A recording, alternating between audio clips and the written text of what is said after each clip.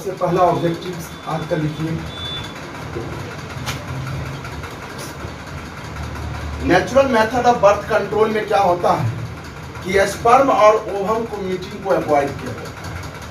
और स्पर्म और ओवम, मान लीजिए कोई स्पर्म है और इस ओवम को, ये स्पर्म और ओवम के दोनों की मीटिंग अवॉइड होगा, मतलब बचेगा। तो मीटिंग दोनों का जब नहीं हो पाएगा तो फर्टिलाइजेशन नहीं होगा।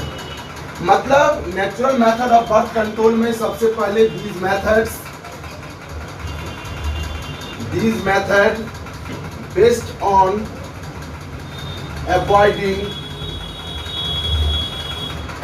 meeting of sperm and ovum। देखिए सबसे खास बात यह है, natural method of birth control में किसी भी तरह का मेडिसिन और डिवाइस यूज नहीं किया जाता है। और जब एक बात बताइए, जब मेडिसिन और डिवाइस यूज नहीं होगा तो इसकी साइड इफेक्ट नहीं होगा। साइड इफेक्ट होगा क्या? नहीं होगा, क्योंकि नो मेडिसिन और devices are used in these methods. इस मेथड्स में किसी भी तरह का मेडिसिन और डिवाइस की यूज नहीं की जाएगी। और जब मेडिसिन और डिवाइस का यूज नहीं होगा तो क्या होगा? साइड इफेक्ट नहीं होगा। तो नो साइड इफेक्ट।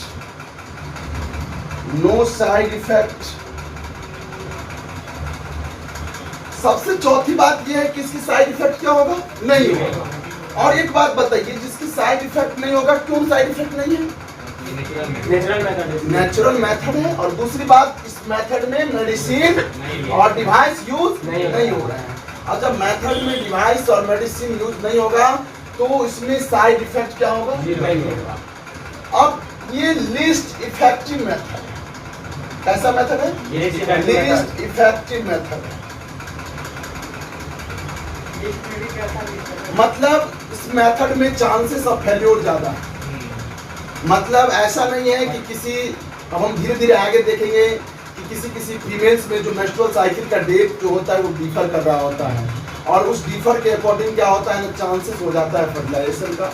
इसलिए लीस्ट इफेक्टिव मेथड है, क्योंकि इस मेथड का फेल्योर रेट क्या है? बहुत ज्यादा है। तो अगला लिखेंगे, failure rate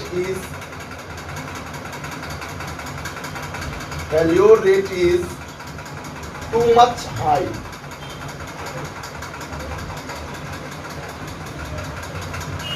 Failure rate is too much high। Method of birth control को 3 भागों में क्लासिफाइड किया गया। मतलब इसके 3 कैटेगरी होते हैं। पहला लैम मेथड। लैम मेथड का मतलब होता है लैक्टेशनल एमेनोरिया। Lactational amenorrhoea. दूसरा मेथड की बात करेंगे विथड्रॉल मेथड। और तीसरा मेथड की बात करेंगे पीरियोडिक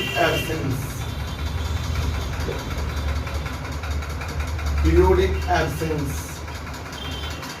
मतलब नेचुरल मेथड को 3 भागों में क्लासिफाइड किया गया। पहला लैम मेथड, जिसको हम लोग लैक्टेशनल एमेनोरिया बोलते हैं, और दूसरा विथड्रॉल मेथड, और तीसरा पीरियोडिक एब्सेंस।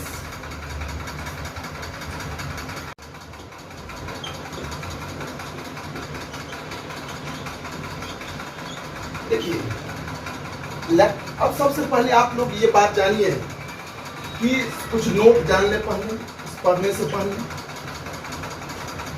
कि lactation, The process of release of milk from female's breast। Females breast से जो मिल्क रिलीज होने का जो प्रोसेस होता है उसको हम लोग क्या बोलते हैं? लैक्टेशन। अब सबसे पहले ये जानेंगे कि एक हार्मोन होता है जिसका नाम है प्रोलैक्टिन। कौन हार्मोन? प्रोलैक्टिन।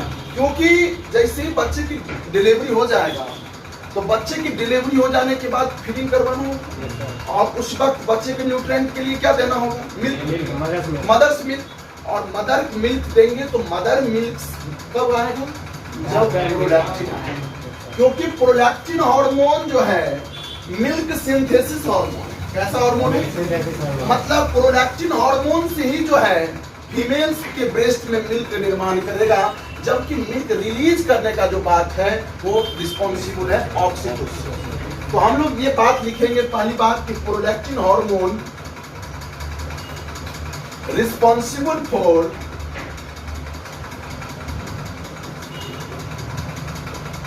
synthesis of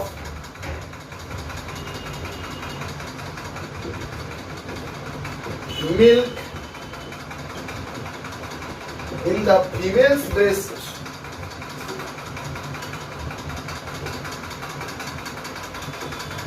एक बात बताइए, आप लोग सोच के बताइएगा, क्या प्रेगनेंसी के टाइम में मिल्क का फॉर्मेशन ब्रेस्ट में होगा? नहीं होगा। क्यों नहीं होगा? हम ये पूछना चाह रहे हैं कि प्रेगनेंसी के टाइम में मिल्क फॉर्मेशन ब्रेस्ट में होगा या नहीं होगा? नहीं होगा। क्यों? क्योंकि देखिए, आप लोग पढ़ाए हैं कि प्रेगनेंसी के टाइम में प्लेसेंटा के द्वारा एचसीजी हार्मोन रिलीज होता है, और एचसीजी कॉर्पस ल्यूटियम को स्टेबल रखता है, और कॉर्पस ल्यूटियम स्टेबल होगा तो एस्ट्रोजन प्रोजेस्टेरोन का लेवल हाई हो जाएगा। मतलब प्रेगनेंसी के टाइम, समझिए एक बात को समझिए, पहले प्रेगनेंसी के टाइम एस्ट्रोजन और प्रोजेस्टेरोन का लेवल क्या हाई होगा। आज जब प्रेगनेंसी के टाइम पे प्रोजेस्टेरोन और एस्ट्रोजन का लेवल हाई होगा तो ये बढ़ता हुआ प्रोजेस्टेरोन लेवल निगेटिव फीडबैक देगा हाइपोथैलेमस, और जब हाइपोथैलेमस को निगेटिव फीडबैक मिलेगा तो जीएनआरएच का सेक्रेशन क्या हो जाएगा? ब्लॉक हो जाएगा। और जब जीएनआरएच का सेक्रेशन ब्लॉक हो जाएगा तो एंटेरियर पिट्यूटरी से एलएच और एफएसएच रिलीज नहीं होगा, और जब एलएच और एफएसएच रिलीज नहीं होगा तो ओवल्यूशन नहीं होगा। साथ में ओवल्यूशन भी प्रेगनेंसी के टाइम नहीं होगा। और दूसरी बात ये जानना चाह रहे हैं कि प्रेगनेंसी के टाइम में सर एस्ट्रोजन और प्रोजेस्टेरोन का लेवल क्या है? ज्यादा है। और ये एस्ट्रोजन प्रोजेस्टेरोन कब आ रहा है? कॉर्पस ल्यूटियम से, और कॉर्पस ल्यूटियम स्टेबल कब है? एचसीजी के कारण। और एचसीजी कौन रिलीज कर रहा है? Trophoblast sales of placenta. अब देखिए, प्रेगनेंसी के टाइम पर फीमेल्स के ब्लड में एस्ट्रोजन और प्रोजेस्टेरोन का लेवल ज्यादा, अब ये ज्यादा होगा तो ये निगेटिव फीडबैक देगा। निगेटिव फीडबैक देगा किसको? एंटेरियर पिट्यूटरी को। समझिए, एक बात को पहले समझिए, प्रेगनेंसी के टाइम पे क्या होगा? जो एस्ट्रोजन प्रोजेस्टेरोन का लेवल क्या होगा? वो ज्यादा होगा, और ये ज्यादा होगा तो ये निगेटिव फीडबैक देगा किसको? एंटेरियर पिट्यूटरी को। और जब एंटेरियर पिट्यूटरी को निगेटिव फीडबैक जाएगा तो प्रोलैक्टिन का सिंथेसिस नहीं होगा। प्रोलैक्टिन का सिंथेसिस नहीं होगा तो प्रेगनेंसी के टाइम पर मिल्क का फॉर्मेशन ब्रेस्ट में नहीं होगा। क्लियर हो गए? तो अगर कोई क्वेश्चन पूछे कि सर अगर प्रेगनेंसी के दौरान मिल्क का फॉर्मेशन नहीं होता है तो मिल्क का फॉर्मेशन होगा कब? After parturition. जैसे ही पार्चुरेशन हो जाएगा तो एस्ट्रोजन प्रोजेस्टेरोन का लेवल क्या होगा? घट जाएगा। अब निगेटिव नहीं जाएगा, अब पॉजिटिव फीडबैक जाएगा। क्लियर?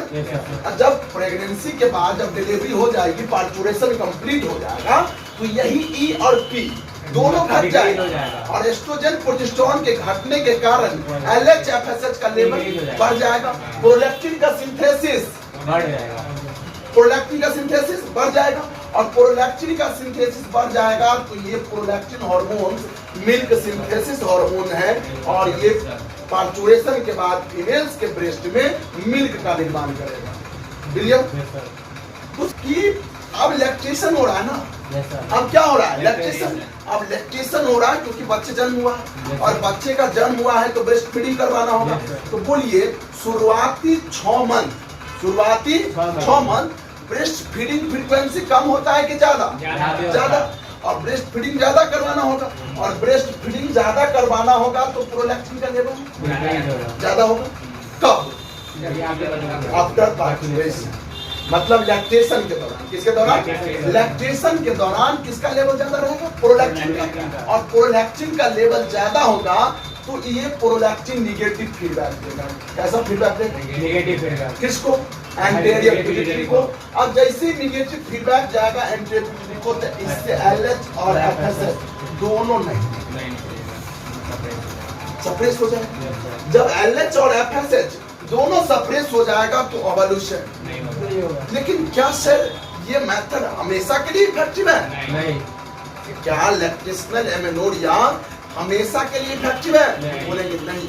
क्वेश्चन सोल्व करने के लिए हम लोग याद रखेंगे कि लैक्टेशनल एमेनोरिया जो होता है अप टू 6 मंथ ही इफेक्टिव होता है। कितने मंथ? पार्चुरेशन के 6 मंथ तक ही रहता है। पार्चुरेशन हो जाने के बाद अप टू 6 मंथ ये इफेक्टिव होता है। अब फिर कहेगा सर 6 मंथ के बाद ऐसा क्या हो जाता है? 6 मंथ के बाद ऐसा क्या हो गया? फिर देखिए जैसे जैसे बच्चे की साइज बढ़ता है, जैसे जैसे बच्चे की एज बढ़ेंगे तो इसके ब्रेस्ट फीडिंग फ्रीक्वेंसी क्या हो जाएगी? कम हो जाएगी। और ब्रेस्ट फीडिंग फ्रीक्वेंसी कम हो जाएगा तो इसके कारण क्या होगा कि ब्रेस्ट फीडिंग फ्रीक्वेंसी जैसे ही कम होगा तो प्रोलैक्टिन का लेवल घट जाएगा। और प्रोलैक्टिन का लेवल घटेगा तो कैसा फीडबैक जाएगा? Positive feedback. पॉजिटिव फीडबैक किसको? एंटीरियर पिट्यूटरी से। अब एंटीरियर पिट्यूटरी से क्या रिलीज होगा? एलएच और एफएसएच। क्लियर? कोई दिक्कत नहीं। बात समझिए, कंसेप्चुअल क्लियरिटी नहीं होगा तो सिर्फ क्वेश्चन बनेंगे। During pregnancy milk formation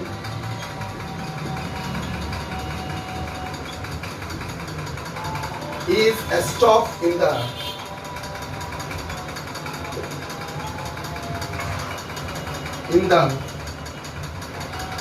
female's breast.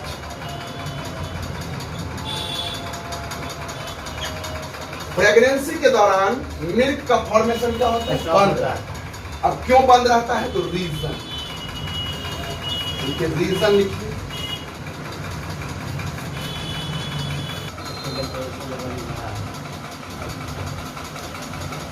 Oestrogen और प्रोजेस्टेरोन का लेवल क्या होगा? हाई होगा। अब ये निगेटिव फीडबैक देगा। कैसा फीडबैक? Negative feedback.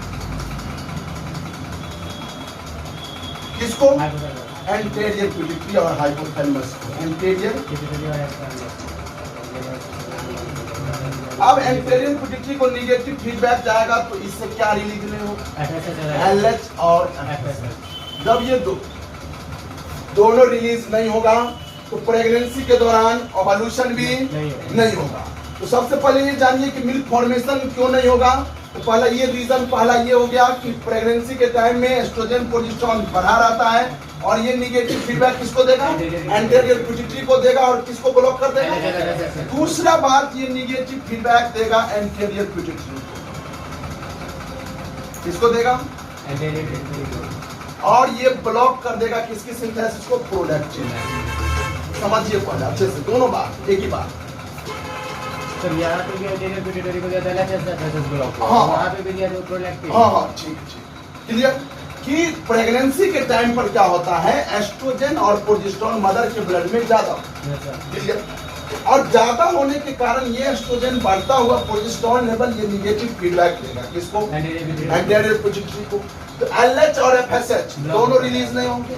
और जब एलएच और एफएसएच रिलीज नहीं होंगे तो क्या ओवल्यूशन फीमेल में होगा? नहीं। तो प्रेगनेंसी के टाइम पे ओवल्यूशन नहीं। क्लियर। दूसरी बात हम ये बोले हैं कि प्रेगनेंसी के टाइम में ई और पी का लेवल ज्यादा है और ये बढ़ता हुआ लेवल कैसा फीडबैक दे रहा है? कैसा फीडबैक? निगेटिव। किसको? और एंटीरियर पिट्यूटरी को जब निगेटिव फीडबैक जाएगा तो प्रोलैक्टिन का सिंथेसिस नहीं होगा। तो क्या प्रेगनेंसी के टाइम पर मिल्क का फॉर्मेशन ब्रेस्ट में होता है या नहीं? क्लियर। कि प्रेगनेंसी के टाइम पर सर ओवल्यूशन नहीं होता है। क्यों नहीं होता है? क्योंकि एस्ट्रोजन और प्रोजेस्टेरोन का लेवल बहुत ज्यादा रहता है और ये ज्यादा होने के कारण कैसा फीडबैक देगा? निगेटिव। और निगेटिव फीडबैक किसको? एंटीरियर पिट्यूटरी को। और एलएच एफएसएच सेक्रेशन स्टॉप हो जाएगा तो ओवल्यूशन नहीं होगा। दूसरी बात कि मिल्क फॉर्मेशन भी नहीं होता है। कब? प्रेगनेंसी में। क्यों? क्योंकि ये निगेटिव फीडबैक देगा एंटीरियर पिट्यूटरी को, और प्रोलैक्टिन का सिंथेसिस नहीं होगा तो क्या मिल्क का सिंथेसिस होगा क्या? नहीं। तो दो बात सीखें। तीसरी बात लिखेंगे, सर क्या किसी वर्जिन में मतलब फीमेल का फॉर्मेशन हो सकता है? वर्जिन फीमेल में अगर बार बार स्टिमुलेशन होगा तब, अगर ब्रेस्ट को बार बार स्टिमुलेट करेंगे तो गुस्से में आके हाइपोथैलेमस जीएनआरएफ सेक्रेट कर देंगे, और ये जीएनआरएफ फिर जो है एंटीरियर पिट्यूटरी पे गिरेगा और प्रोलैक्टिन और पोस्टीरियर पिट्यूटरी से ऑक्सीटोसिन रिलीज हो जाएंगे। फिर क्या होगा? मिल्क सिंथेसिस और मिल्क रिलीज होना शुरू हो जाएगा। ठीक है, वर्जिन में भी हो सकता है। हो सकता है, बट लार्ज बहुत लंबे समय के स्टिमुलेशन के बाद। क्लियर? उत्तेजित करना। सर किसी मतलब कि जो आफ्टर पार्टुलेशन में किसी को मतलब फीमेल का फॉर्मेशन नहीं होता है, तो ये हार्मोनल इम्बैलेंस के कारण, हार्मोनल इम्बैलेंस। मान लीजिए प्रोलैक्टिन करने पर अच्छा खासा नहीं होगा। मान लीजिए एक बात समझिए कि किसी लेडी में ना देता आप बात हम लोग ये सीखेंगे कि ड्यूरिंग प्रेगनेंसी, देखिए लिखिए कभी, during pregnancy ovulation and milk formation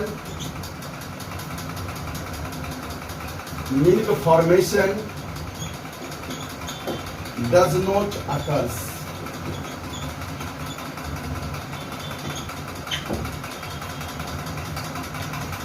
सीखे? हम लोग क्या सीखे कि प्रेगनेंसी के टाइम पर ओवल्यूशन और मिल्क फॉर्मेशन दोनों प्रोसेस नहीं होता। रीजन भी क्लियर है? Yes, sir. कोई दिक्कत नहीं। अब हेडिंग बनाइए लैक्टेशनल एमेनोरिया। एमेनोरिया में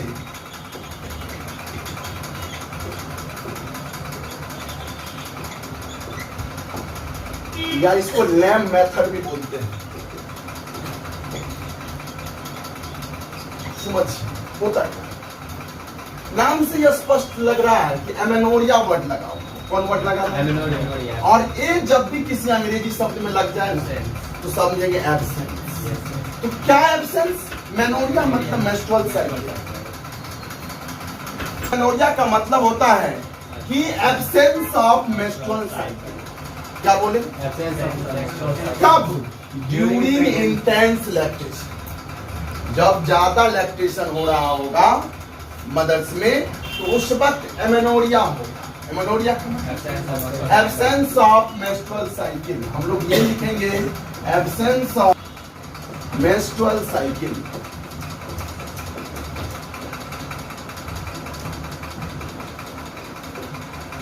अब एक बात समझिए,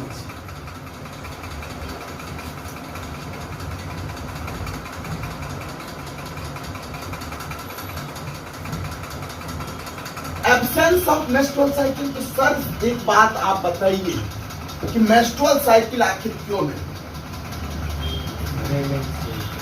क्यों नहीं? क्योंकि ड्यूरिंग इंटेंस लैक्टेशन, समझिए पहले आप लोग, during intense lactation BP level decrease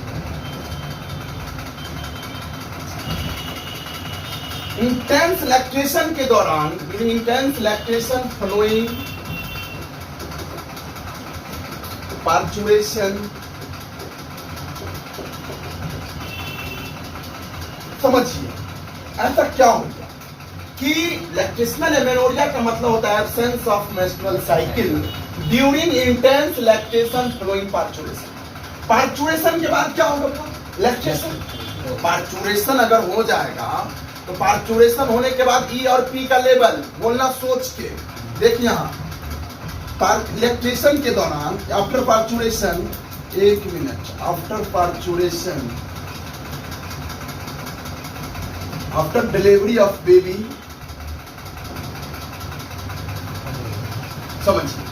अब एक बात बताइए, आफ्टर डिलीवरी ऑफ बेबी क्या होगा? ईपी लेवल कम रहेगा, मतलब एस्ट्रोजन और प्रोजेस्टेरोन, ई और पी दोनों कैसा होगा? घट जाएगा। अब जैसे ही घटेगा तो ये कैसा फीडबैक देगा? पॉजिटिव।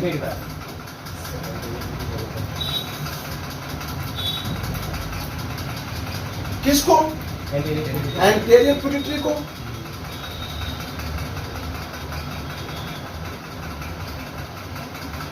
अब इससे क्या रिलीज होंगे बोलिए? प्रोलैक्टिन। ये कितना खेल बिगाड़ देगा। आफ्टर डिलीवरी ऑफ बेबी ई और पी का लेवल क्या हो गया? घट गया। अब जैसे ही एस्ट्रोजन प्रोजेस्टेरोन लेवल घटा तो कैसा फीडबैक? पॉजिटिव। किसको? अब जब एंटेरियर पिट्यूटरी को पॉजिटिव फीडबैक मिला तो एंटेरियर पिट्यूटरी क्या रिलीज किया? अब ये प्रोलैक्टिन क्या किए? मिल्क सिंथेसिस किया। क्या किया? Milk synthesis. अब समझिए, क्लियर? अब ये मिल्क सिंथेसिस किया फीमेल्स के ब्रेस्ट में। Yes, sir. अब ये कब आया? जब डिलीवरी हो गया। जैसे बच्चे की डिलीवरी हुआ था तो क्योंकि प्रेगनेंसी के टाइम में फिर निगेटिव फीडबैक दिया था, ये आ नहीं रहा था। नहीं आ रहा है। लेकिन अब डिलीवरी हो गया है बच्चे का तो ई और पी का लेवल घट गया। और जब ये जैसे ही लेवल घटेगा तो ये कैसा फीडबैक? किसको? और क्या रिलीज करेगा? और ये प्रोलैक्टिन क्या निर्माण करेगा? मिल्क सिंथेसिस करेगा। अब ये तो बात और समझिए यही पे। अब होगा क्या कि जैसे ही मिल्क सिंथेसिस ब्रेस्ट में होगा, किसके वजह से? प्रोलैक्टिन की वजह से। प्रोलैक्टिन की वजह से। तो अब बोलिए लैक्टेशन के दौरान प्रोलैक्टिन का लेवल मदर के ब्लड में ज्यादा होगा। क्लियर? और क्योंकि शुरुआती में बहुत ज्यादा फीडिंग करवानी है Yes, sir. और क्योंकि बच्चे तो खा पी नहीं रहे होते हैं, बच्चे को सिर्फ न्यूट्रिएंट के लिए क्या चाहिए? Milk milk. चाहिए। तो मिल्क चाहिए तो मिल्क सिंथेसिस के लिए क्या चाहिए? प्रोलैक्टिन। चाहिए। और ये प्रोलैक्टिन कब रिलीज हो रहा है? Positive जब feedback। पॉजिटिव फीडबैक मिला है। कौन? लेवल घट जाएगा तो वो पॉजिटिव फीडबैक। अब देखिए, हाँ ठीक। अब ये एंटेरियर पिट्यूटरी क्या रिलीज की? प्रोलैक्टिन। अब ये प्रोलैक्टिन क्या किए? मिल्क सिंथेसिस करवा दिए फीमेल्स के ब्रेस्ट में। अब दूसरी बात क्या हुआ? अब बोलिए प्रोलैक्टिन का लेवल कम है कि ज्यादा? ज्यादा। अब ये ज्यादा है तो ये कैसा फीडबैक देगा? नेगेटिव आपको 61 फीडबैक देगा किसको? एंटेरियर पिट्यूटरी को। कौन लेवल? बढ़ता हुआ प्रोलैक्टिन लेवल। किसको फीडबैक दिया? कैसा फीडबैक? नेगेटिव। अब ये निगेटिव फीडबैक आएगा तो बोलिए LH और FSH क्या दोनों आएगा? आएगा क्या? नहीं। और जब LH ओवल्यूशन होगा, क्लियर? हाँ सुनिए, एक इसका सवाल है क्या ये निगेटिव फीडबैक हमेशा के लिए देगा? नहीं। होता क्या है कि जैसे जैसे ब्रेस्ट फीडिंग, अभी ब्रेस्ट फीडिंग फ्रीक्वेंसी कम है कि ज्यादा? अभी ज्यादा है। ज्यादा है। और ब्रेस्ट फीडिंग फ्रीक्वेंसी ज्यादा होगा तो प्रोलैक्टिन का लेवल बढ़ा रहेगा। और प्रोलैक्टिन का लेवल बढ़ा रहेगा तो ये बढ़ा हुआ प्रोलैक्टिन कैसा फीडबैक? निगेटिव फीडबैक देगा। किसको? और क्या रिलीज नहीं होगा? और जब LH FSH रिलीज नहीं होगा तो ओवल्यूशन नहीं होगा। लेकिन सारे ये मेथड्स ओनली इफेक्टिव होंगे 6 मंथ तक, क्योंकि after 6 month breast feeding frequency घट जाएगी। अब बच्चे को एडिशनल मिल्क देना मदर शुरू करेगी, बाहर के मिल्क। अब इसके कारण जो धीरे धीरे जैसे ही मदर अपने बच्चे को एडिशनल मिल्क देगा तो इसके कारण भाई साहब का लेवल धीरे धीरे घटने लगेगा। किसको? तो जैसे प्रोलैक्टिन का लेवल घटना शुरू होगा तो अब निगेटिव नहीं, कैसा? किसको मिलेगा? क्या मिलेगा? ओवल्यूशन होगा, चांसेस ऑफ फर्टिलाइजेशन हो जाएगा। लेकिन ये मेथड इफेक्टिव होते हैं कब तक? अप टू 6 मंथ के बाद 6 मंथ से पहले नहीं होता। अभी अगर मान लीजिए कोई फीमेल अप्रैल में डिलीवरी हुआ तो अप टू 6 मंथ, 6 मंथ आगे जोड़िए। इस 6 मंथ जो तक जो है इस फीमेल्स में मेंस्ट्रुअल साइकिल नहीं है। प्रेगनेंसी के बाद नहीं हुआ, पार्चुरेशन के बाद। क्लियर? पार्चुरेशन के बाद जो है मदर्स में क्या होगा कि मेंस्ट्रुअल साइकिल नहीं। क्यों नहीं होगा? क्योंकि शुरुआती दौर में क्या होता है, ब्रेस्ट फीडिंग करवाना होता है बच्चे को। मदर को ब्रेस्ट फीडिंग करवाना है तो ब्लड में लेवल बढ़ा रहना चाहिए इसका प्रोलैक्टिन, क्योंकि अभी जस्ट बताएं कि प्रोलैक्टिन रिस्पॉन्सिबल है मिल्क सिंथेसिस के लिए।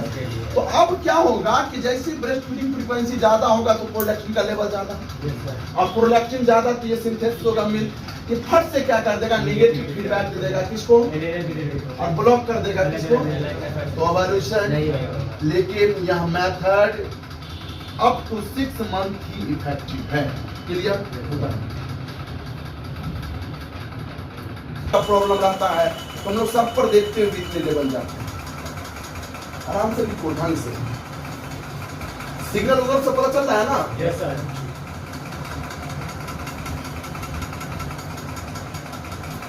This method is effective only up to maximum period of 6 months. 6 months after childbirth.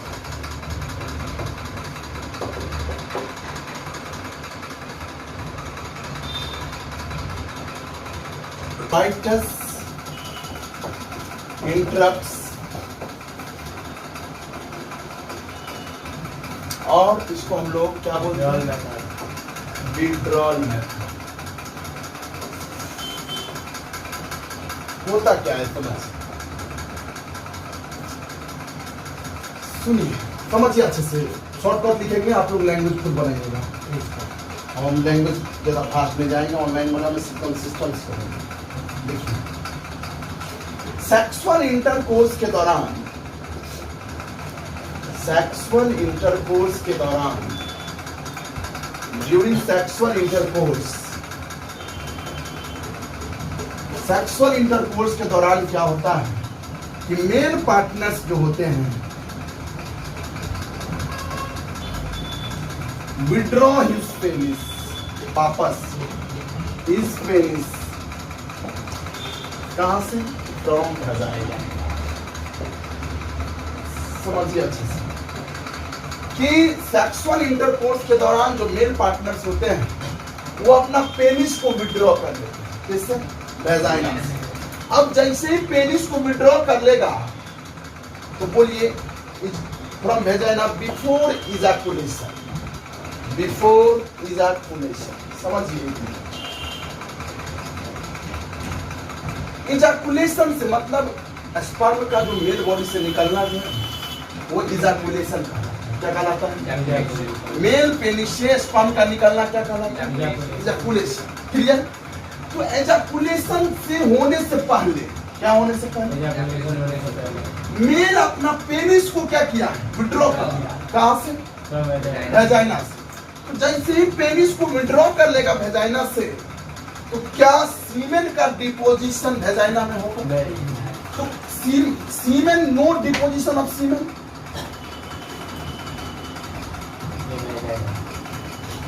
No deposition of सीमेन।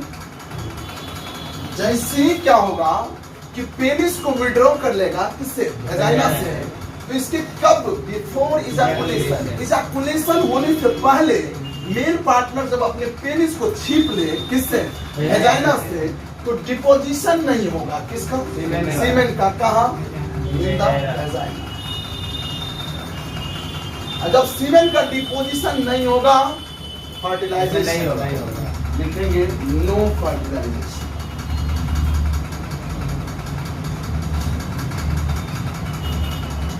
इस मेथड का बहुत सारा डिमेरिट है, बताइए इंटरकोर्स और क्वाइटस बात बराबर ही है, या कॉपुलेशन कुछ भी रहे, कॉपुलेशन मेल पार्टनर्स जो है अपना पेनिस को विड्रॉ कर लेता है, किससे?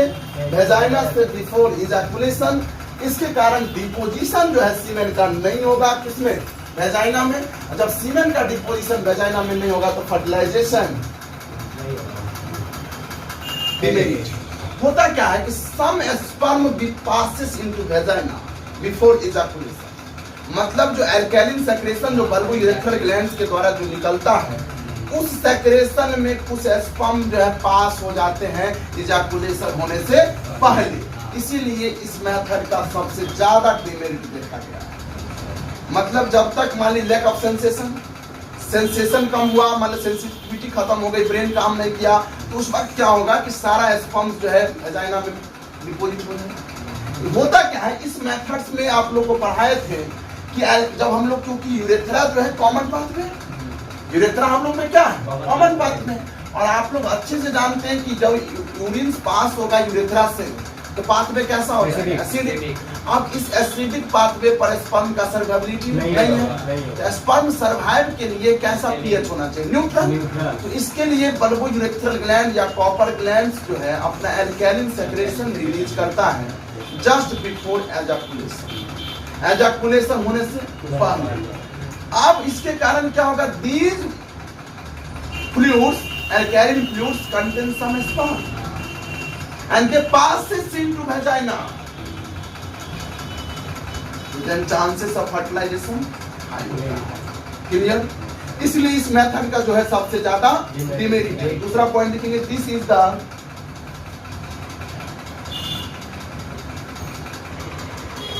डिमेरिट्स का आगे लिखेंगे ऐसे। Birth control.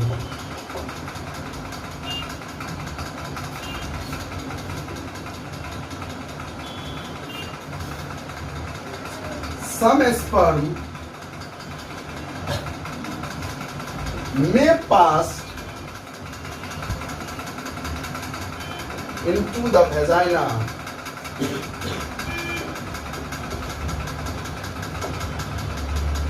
some sperm may pass into the vagina before ejaculation.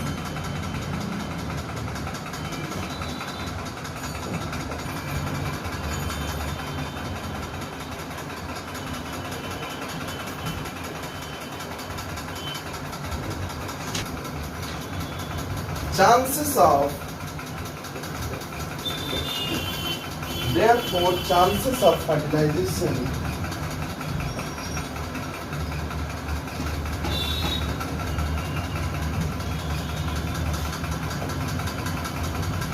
clear sir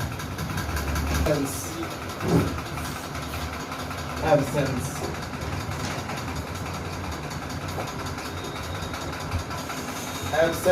या रिदम मेथड।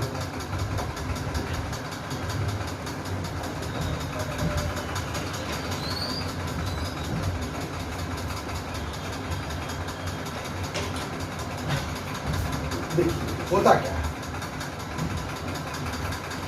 इस मेथड्स में, सपोज करिए, एक मिनट लिख लीजिए वाला। ये सर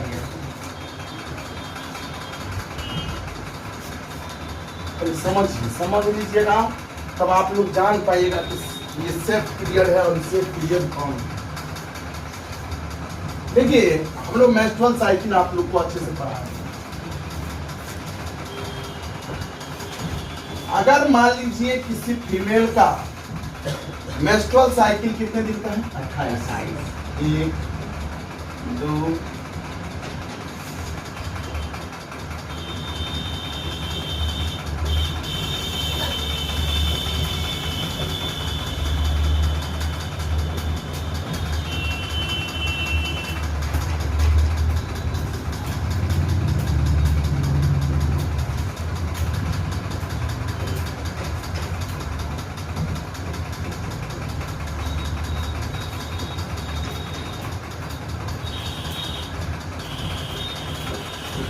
होता क्या?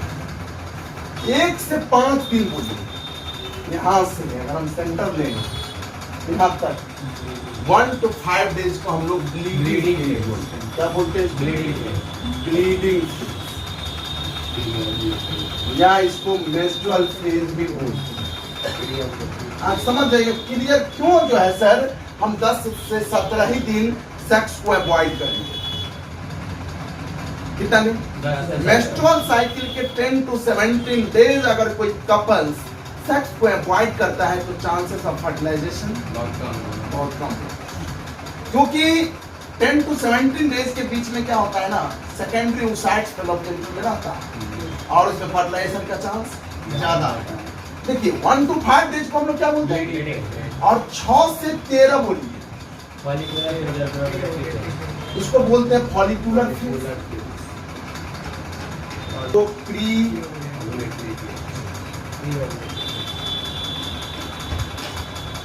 या इसको बोलते हैं एस्ट्रोजेनिक फेज,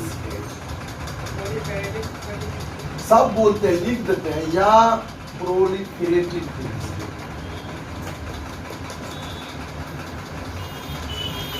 अब एक बात बताइए, 14वें दिन पर क्या हुआ? ओवल्यूशन। Ovulation. अब इस फेज को, इसको फेज को क्या बोलते हैं? Post ovulatory phase. Post-ovulation से ovulation phase. Post ovulatory phase, या इसको क्या बोलते हैं? Luteal phase. होता क्या है इसमें, कहता क्या है कि सेफ पीरियड सर कहाँ है? हम कौन से दिन में कपल्स अगर किसी फीमेल के साथ सेक्सुअल एस्टेब्लिश करेगा तो फर्टिलाइजेशन नहीं होगा। तो यहां से याद रखेंगे 21 से 28। कितने दिन? 21 से 28। मतलब अगर बात करें यहां से यहां,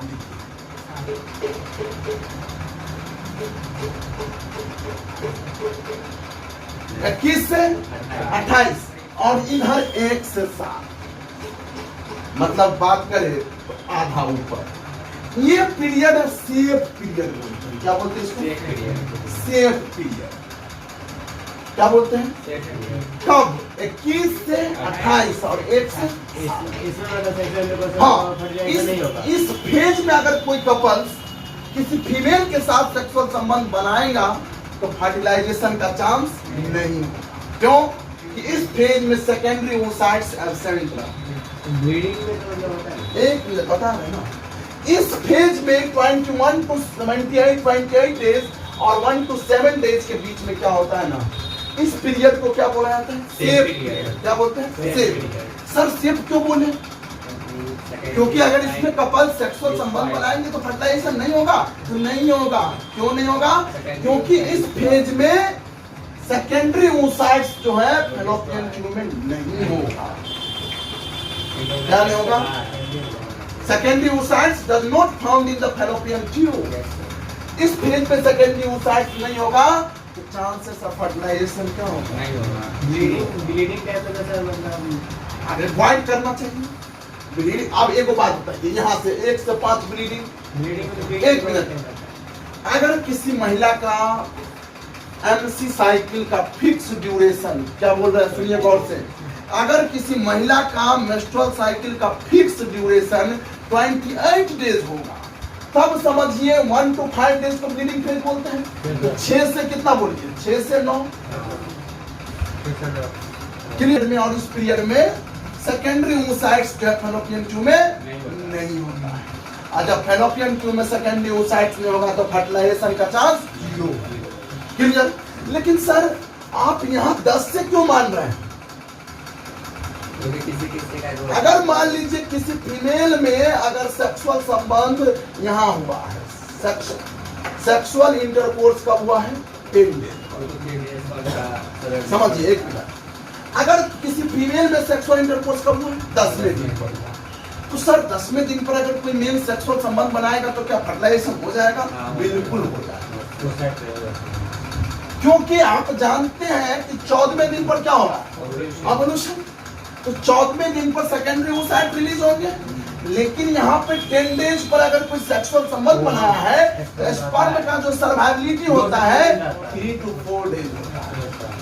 कितने दिन? 3 to 4 डेज रहता है। अगर मान लीजिए यहाँ पे कोई संबंध बनाया होगा 10वां तारीख को 11, 12 और 13 और 14, 3 to 4 डेज, 3 to 4 डेज। तो 14वें दिन आते आते फर्टिलाइजेशन। अगर मान लीजिए इस बीच में कोई दिन अगर किया होगा नहीं 10 में 12 में, तो सर यहाँ कब तक नहीं करेगा? तो सेक्सुअल संबंध अगर नहीं करेगा तो फर्टिलाइजेशन नहीं होगा। क्योंकि ओवल्यूशन कब हो रहा है? 14वें दिन पर। और ओवम का जो फैलोपियन ट्यूब में सर्वाइवलिटी पीरियड होता है 2 to 3 कितने दिन? तो 14 से कितना? 17। मतलब यहाँ बात करें 10 to 17 डेज। कितना दिन? सोच के बोलना अच्छे से। कितना दिन? 10 to 17 डेज। इस फेज को हम लोग बोलते हैं अनसेफ फेज। क्या बोलते हैं? Unsafe period. क्या बोलते हैं?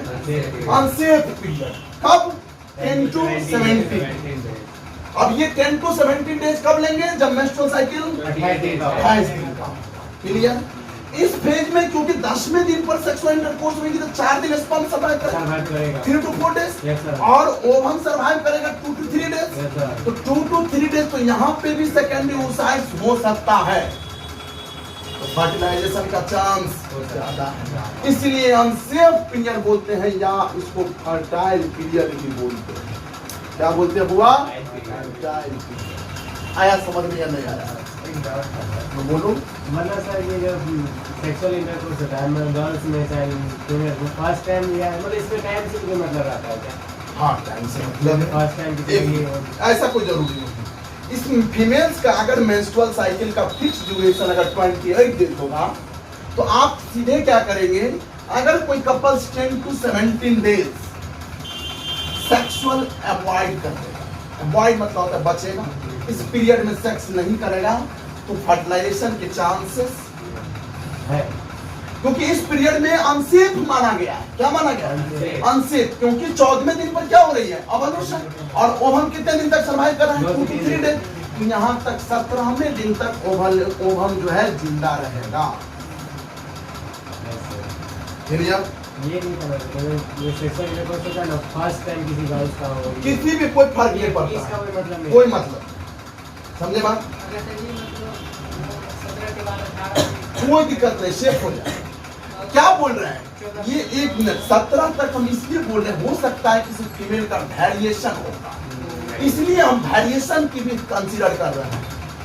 समझ रहे हैं बात? जैसे कोई कपल मतलब कि चाइल्ड नहीं चाह रहा होगा तो अपना मोशनल साइकिल के हिसाब से हाँ। करेगा तो उसको अपना, लेकिन ये पीरियड उतने इफेक्टिव नहीं होते हैं, क्योंकि मेंस्ट्रुअल साइकिल हर फीमेल का वेरिएबल होता है। अगर वो पता कर तो अगर वेरिएबल होगा तो 8 से 9 डेज भी इससे अनसेफ पीरियड हो जाएगा। अब समझ में आया? Yes, sir। कोई दिक्कत नहीं ये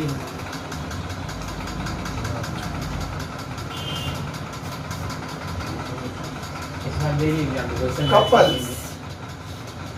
कपल्स मतलब होता है newly married couples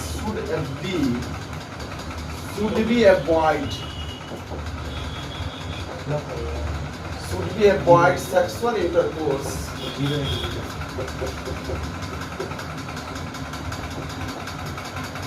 couples should be avoid sexual intercourse from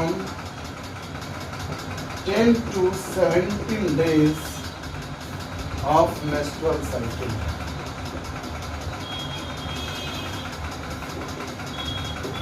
Couples should be avoid sexual intercourse from 10 to 17 days of menstrual cycle because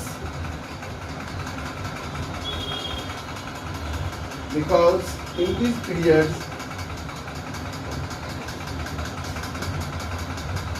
chances of ovulation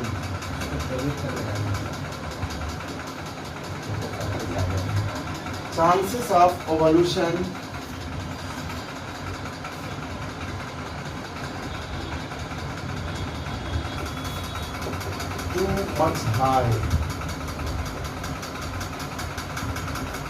and fertilization can occur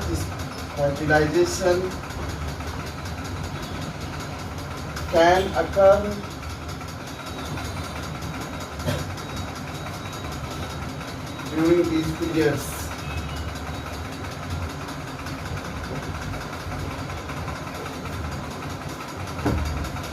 And fertilization can occur during this period. Therefore, it is called fertile period.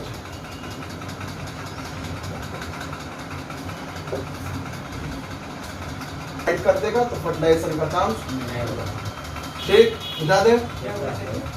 अगर 10 to 17 days में अगर कोई couple sexual avoid करेगा तो fertilisation का chance नहीं। अगर sexual संबंध इस पीरियड में बनाएगा तो ओवल्यूशन का चांस बहुत ज्यादा होता है। ओवल्यूशन ज्यादा होगा तो फर्टिलाइजेशन अगर हो सकता है। क्लियर? Yes sir. देखिए दिस मेथड, अगला पॉइंट,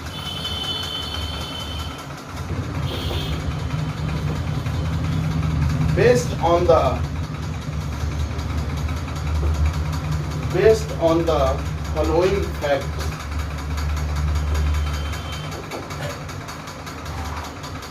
पहला,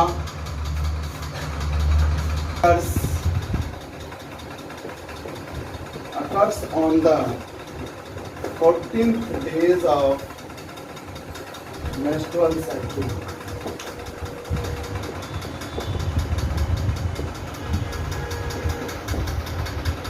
दूसरा पॉइंट, sperm